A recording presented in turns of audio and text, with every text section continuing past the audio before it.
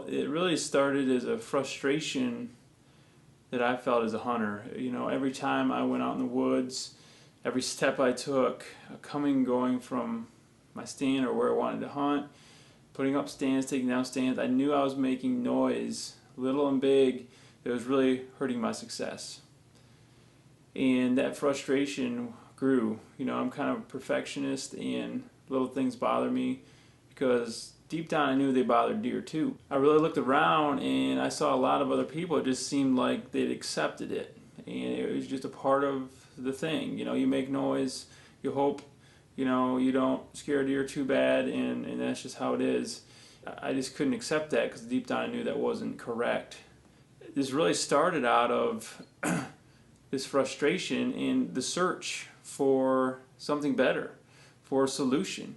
There weren't any solutions out there. Nobody had any real tips or anything. There wasn't any real knowledge about deer hearing or how that affected hunting and hunters.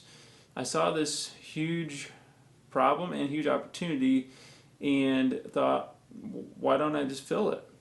And so I started the research. I started to research how deer hear, and there really isn't much out there, but I found one guy that's the expert that actually did a bunch of testing on deer, and so I read all his stuff. I learned from him. I met up with him, and we did testing together, and we started discovering things about how deer hear, and I did, and started applying that to hunting.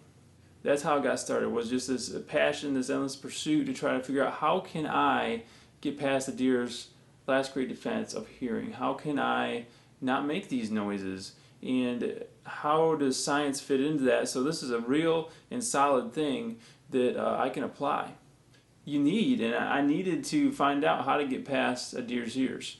And I found out that through that if I can get past the third one, I can be 100% stealthy, and they won't know at all that I'm there. And instead of them being the ghost, I can be the ghost.